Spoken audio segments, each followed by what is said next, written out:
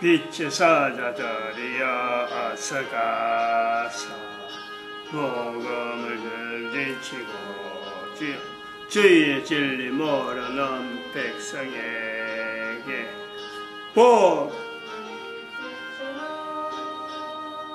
빛의 사자들이여 복음의 빛 비춰라. 죄로 어두운 밤 밝게 비춰라. 빛의 사자들이여 선한 역사 위하여 힘을 내라. 주 함께 하시겠네. 주의 넓은 사랑을 전파하며 복음의 빛 비춰라. 빛의 복음의 빛 비춰라. 죄로 어두운 밤 밝게 비춰라. 빛의 사자들이여 빛나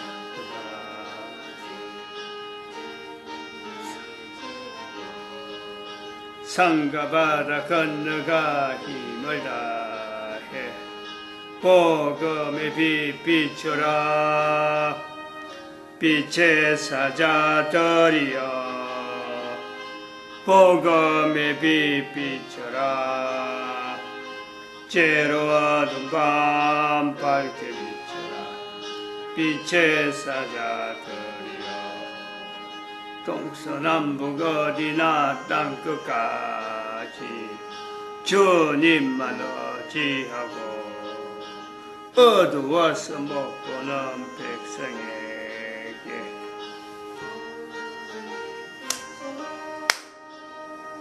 빛의 사자들이여 복음의 빛 비춰라. 죄로 어두운 밤 밝게 비춰라. 빛의 사자들이여 아멘.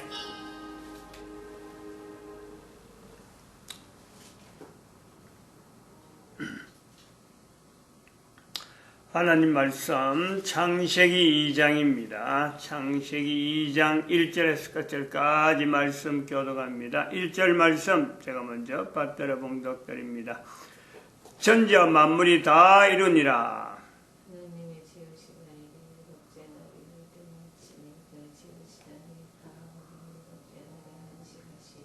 하나님이 일곱째 날을 복주사 거룩하게 하셨으니 이는 하나님이 그 창조하시며 만드시던 모든 일을 마치시고 이날에 안식하셨음이더라.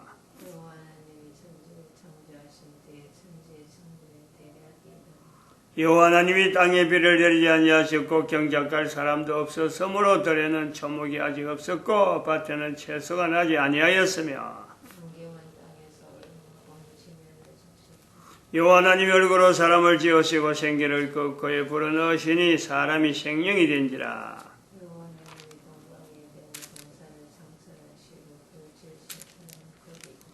여호와 하나님이 그 땅에서 보기 아름다웠고 먹기에 좋은 나무가 나게 하시니 동산 가운데에는 생명나무와 선악을 알게 하는 나무도 있더라.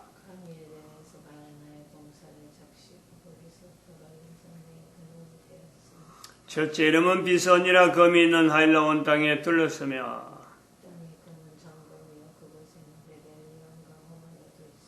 둘째 강의 이름은 기온이라 구서 온 땅에 둘렀고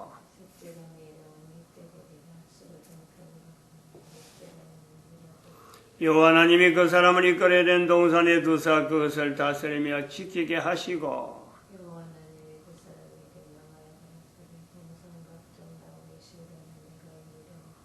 선악을 알게 한 나무의 실과는 먹지 말라. 내가 먹는 날에는 정령 죽으리라 하시니라.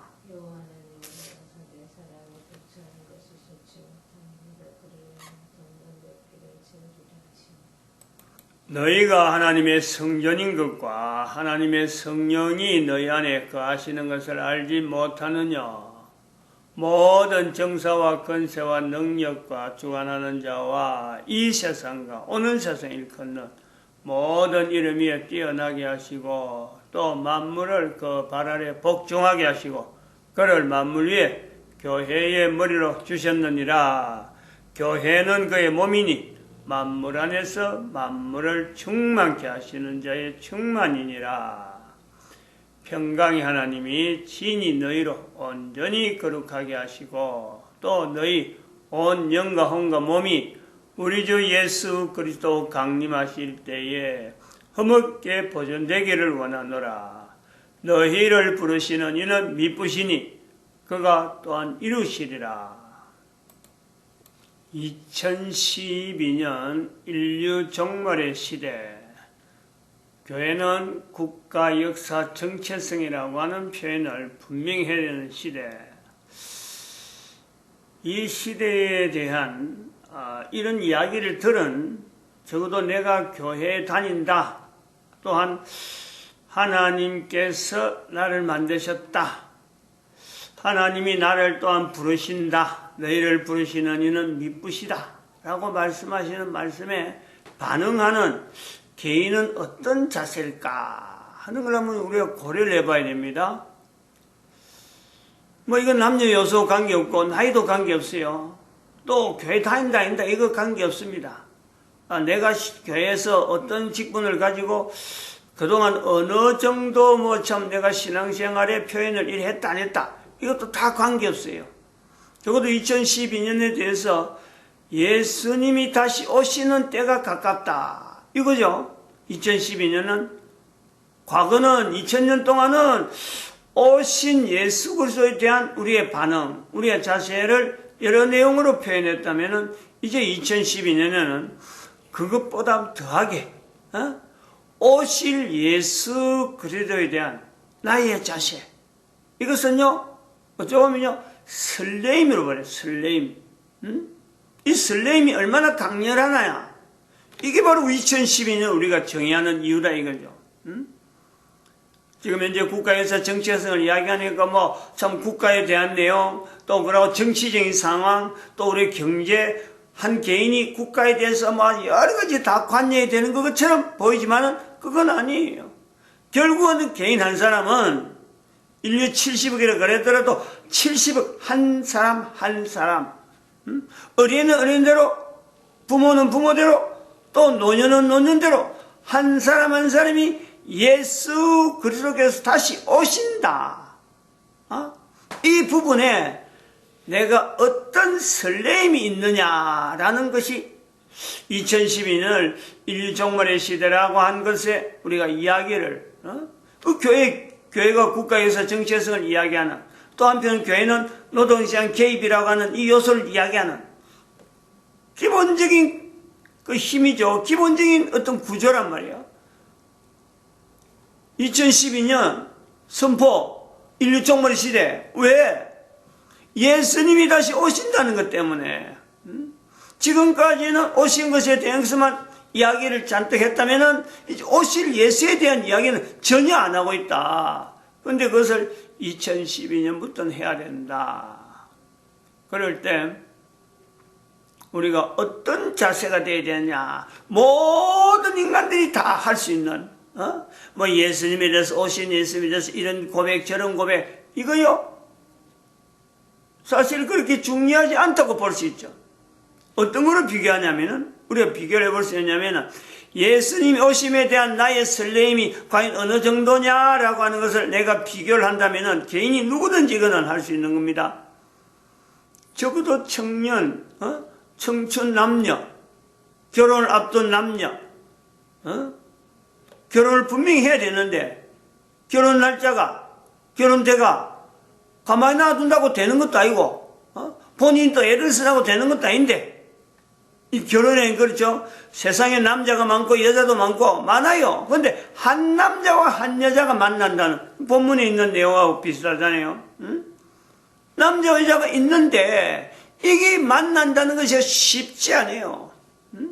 더구나 이 가정을 가진다는 이거는요, 정말 이거는 천지창조에 부응할 정도로 개인에게는 어마어마한 내용 아니에요.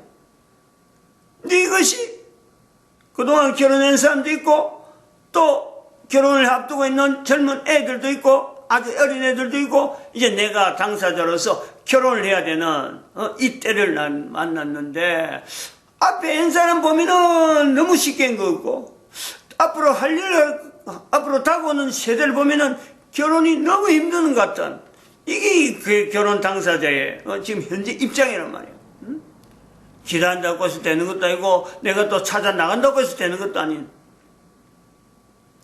요 내용에서 결혼이란 내용을 두고 노처녀 거짓말이대 노처녀 거짓말 나는 결혼 안 한다.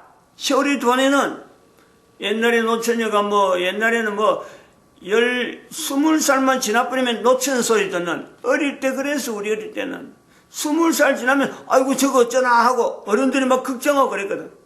근데 지금 여자가 30살이 지난다. 옛사람 보고 있잖아요. 남자가 40이 가깝다. 아이 또 총각이다.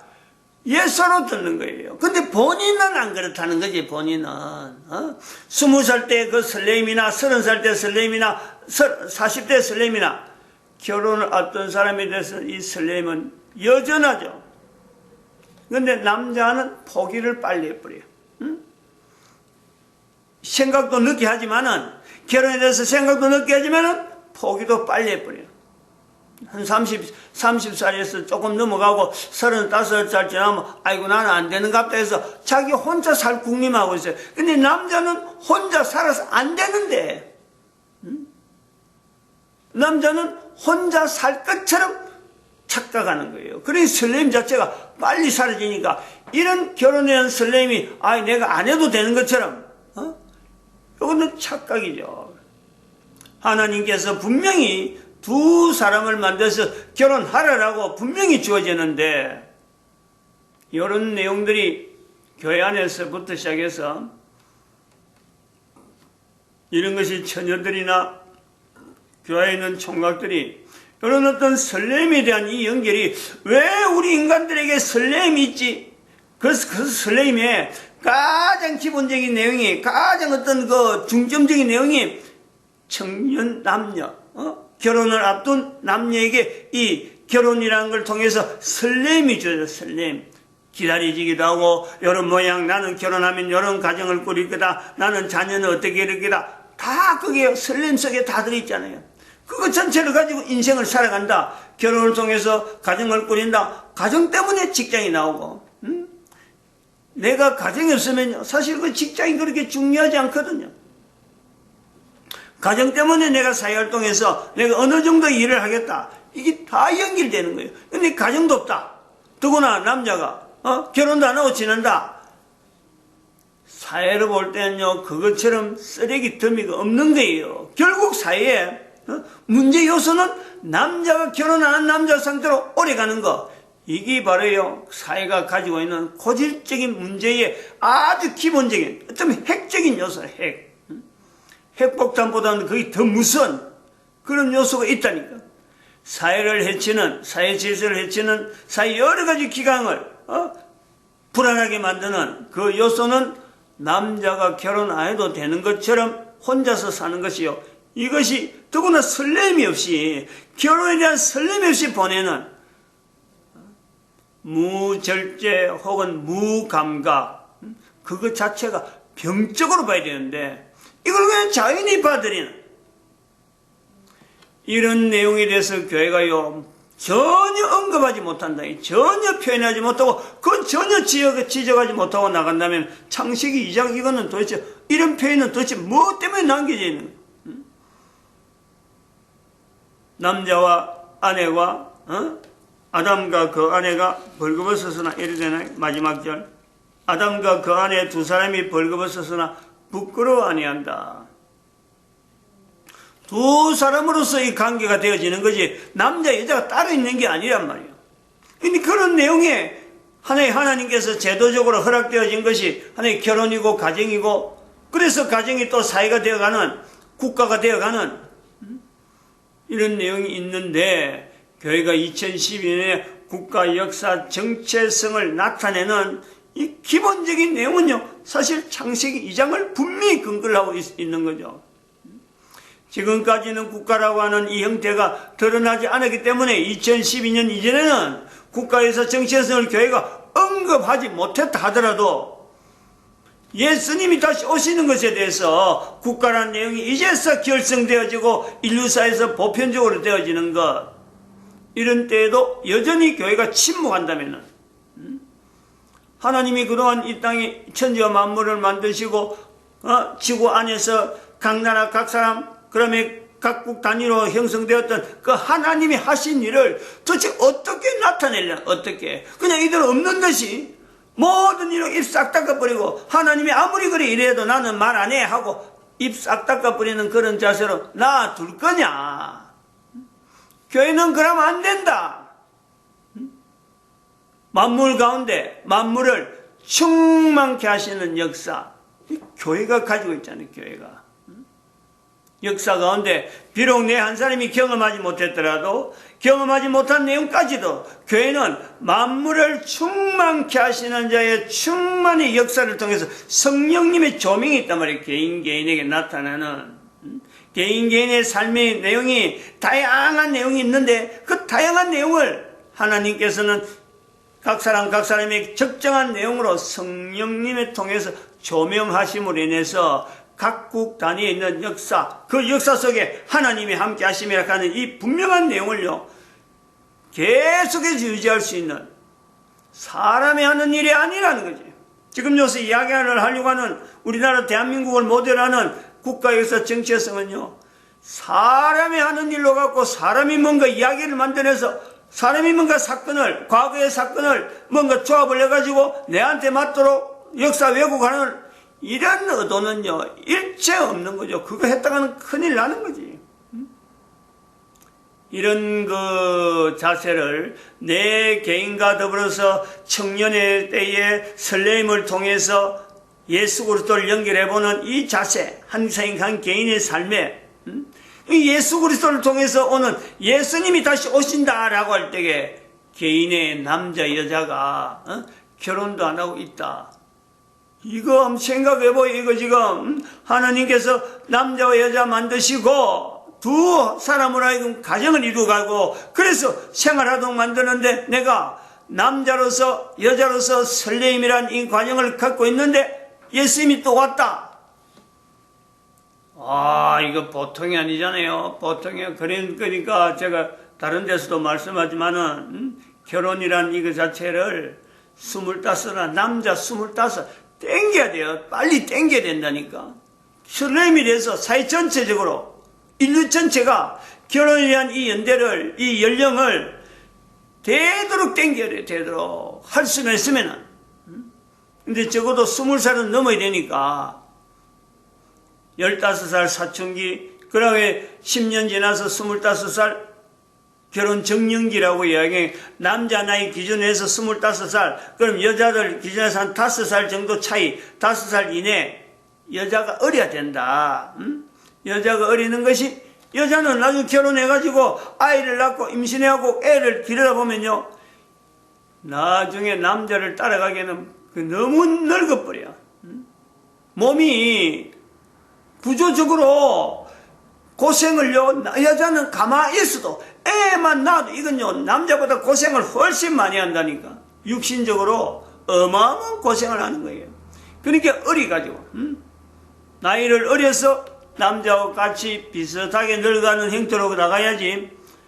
괜히 뭐 어릴 때 젊을 때 뭐 내가 좋아하는 성향이라고 나이 어린 여자가 나이 어린 남자한테 호감을 간다든지 뭐 결혼이라는 건 누구니 가능하기 때문에 사회제도는 남자 여자면 되니까 결혼이 나이에 관계없이 막 결혼 덥석덥석 해버리면은 고통이 많이 따라요. 고통이 육신적으로도 고통 따르고 젊은 남자 여자가 더 늙어가는데 그거 바라보니까 가만히 나는 이게 뭐 참 어릴 때는 아이고 남편인가 하고 했지만은 늙어가면 이게 예물단지라니까. 여자에게는 그래 되는 거예요. 남편이 이걸 관리하기도 못하고 집안으로 나가서 무슨 일을 하는지 일일이 신경 쓰기도 그렇고 애는 애대로 크고 이런 형태가 되어지기 때문에 미리 사전에 여자들이 결혼에 대한 설렘을 가지고 있다면은 이 결혼에 대한 설렘에 대해서 여자들이 어떻게 준비해야 되고 남자는 어떻게 준비해야 되는 이 내용을요 여기 살 이야기는 아니지만은 우리가 그 2019년 주일 예배 그 설교의 이 본문을 창세기 2장 24절 남자가 부모를 떠나 그 아내와 연합하여 둘이 한 몸을 이루자 요 본문을 가지고 하고 있는데 그 내용 속에 한번 3조로 들어가 봐야 돼요. 1001이죠. 1001 그룹. 1001 그룹에 2019년 1월 1일부터 시작해서 지금 계속 하고 있는 내용이 지금 본문의 내용이야. 우리 창세기 2장은 새벽에 지금 하고 있는 내용이고. 개인의 설레임이라고 하는 이 내용, 누구든지 있는 내용인데, 그 누구든지 있는 내용에 왜 우리 인간에게는 이 설레임이 있을까? 예수님이 오셨다라는 걸 때는요, 이 설렘이 없어요. 오신 것으로 할 때는. 근데 예수님이 오신다? 이거는요, 설렘을 나타낼 수 있는, 인류 모든 사람에게 주어지는, 설렘. 이거는 또, 이 설렘에 대한 훈련은요, 남자보다 여자가 훨씬 강렬하거든요. 구체적이고, 여인들이 가지고 있는 그 여러 가지 그 참, 육신적으로나 살아가는 삶 속에서 남자에게 말 못하면서 살아오던 그 여러 가지 삶의 내용들이 그게 다 해소되어질 수 있는 누구를 통해서 예수님이 다시 오신다는 것 되세요. 인류 전체 모든 인간들이 가지고 있는 개인의 설렘에 모든 걸 협조하도록 하나님은 너희를 부르시는 믿부시니 우리가 바람보다도요 훨씬 하나님은 그 믿부심을 나타내는 분명한 요소가 있는데 특별히 여자에게는 더하다. 창세기 2장에 있는 첫사람 아담과 하와라고 하는 이 요소에서 하와에게 주어지는 그 설렘으로 봐도요 이것은 적용되어질 수 있는 요소가 있다는 거예요. 여자에게는 첫사람이나 마지막 사람이나 여자에게 동일한 똑같은 내용이 있어요. 여자는 남자는 개인이 다 다르지만 여자는 똑같은 구조가 있어요. 첫사람에게 하와에게 있었던 내용이나 지금 현재 있는 사람들에게나 예수님 오실 때 마리아에게 있는 구조나 오늘날 있는 사람들에게도 그런 내용이 있고 앞으로도 있는 예수님 오실 때 똑같은 내용이 여자라고 하는 이 기본이라 기본. 인류의 구조를 인류의 어떤 역사 국가 역사 정체성을 나타낼 때 인류의 역사를 이야기하고 국가의 역사를 이야기할 적에 그 국가에서 있는 저 국민이라고 하는 내용에서 남자를 기준으로 해야 되느냐 여자를 기준으로 해야 되느냐라고 하는 시각이 필요하다. 그것은요 여자를 중심으로 봐야 된다라고 하는 거죠. 여자를. 그런 것도 우리가 이 국가에서 정체성을 바라보는 기준에서 하나님 예수님이 다시 오신다는 분명한 설렘을 두고 있을 적에 각 나라 각 국가에 있는 여자들이 그 국가의 역사에서 있었던 그 예수님으로 인해서 만족될 수 있는 그 설렘은 무엇일까? 요소를 찾아내야 되겠죠. 찾아내야 되는 거예요. 그래서 이런 내용을 이제는 우리 대한민국이 인류 역사에 나름대로 국가 역사에 개국가, 단위국가들이 수없이 나오는데 그 모든 단위국가를 똑같은 역사가 아닌 거죠. 근데 그 똑같은 역사는 아니지만은 똑같은 중심으로 해서 임마누엘이라고 하는 그 주제를 이끌어내는 데는 교회라고 하는 자세가 우선은 국가에서 정체성에 대한 바른 잣대 어떤 내용이 있으면 되겠느냐 할 때 대한민국이 모델로 사건으로 보여주는 3.1운동을 통해서 이런 요소가 있었다라는 것은요 다른 나라의 국가에도 동일하게 그러한 요소에서 기준에서 그런 요소가 있었다면 우리 국가는 어떻게 그 요소에 대해서 적용을 해서 요런 형태로 변형되어서 나타났구나 하는 그것이 모델이라는 모델. 대한민국의 3.1운동에 우리 조금 접근해야 될 내용이 있어요. 아직까지 요걸 그렇게 구체적으로 안 했는데 지금까지 3.1운동이라고 하는 내용은 국가 모델이라고 하는 내용에서 우리가 역사에서 하나의 100년 사건으로 들어갔지만은 그 3.1운동의 중점적인 구조적인 내용, 3.1운동을 어떻게 봐야 되느냐, 구조가, 어떤 구조가 있느냐, 그 세 가지를 나름대로 우리가 본다면은, 세 가지 이야기한다면 첫 번째, 교회죠, 교회. 3.1운동이 일어나는 것에 대한, 3.1운동에서 빼놓을 수 없는 하나의 구조는요, 교회라고 하는 구조가 있다. 개신교가 있다는 거죠, 개신교. 개신교로 나타내는 교회로. 그러면은 또 하나는, 또 다른 구조는 한글이라, 한글. 한글이 있어요. 그 다음에 또 다른 구조는 여자라는 거, 여자. 이 세 가지가 3.1운동을 이루는, 3.1운동이 3.1운동 되게 만들어서 또 한편은 100년이라고 하는 세월 동안에 우리 대한민국이라고 하는 이 어떤 뭐 헌법이고 뭐고 어디든지 간에 대한민국의 어떤 정체를, 대한민국의 역사의 어떤 내용을 이야기할 때는요, 그거는 3.1운동을 뛰어넘을 만한, 3.1운동을 무너뜨릴 만한 어떤 것도 나타나지 않는, 그것이 구조가 굉장히 탄탄하다. 그 탄탄한 구조는 왜 그러느냐? 교회라고 하는 2000년 동안 바쳐졌던 교회가 주어진 이름이 있고, 또 한편은 그보다도 한 500년 전에 있었던 세종대왕이 한글을 창제할 때, 국민정음을, 훈민정음을 창조할 때 나타났던 그 한글, 그것이 비로소 그때사, 이젠 싹이 트고 막 힘을 움돋는, 흙 속에 있던 그 한글이 그때서 이제는 마치 새싹을 드러내는 그 시기가 바로 한글이다.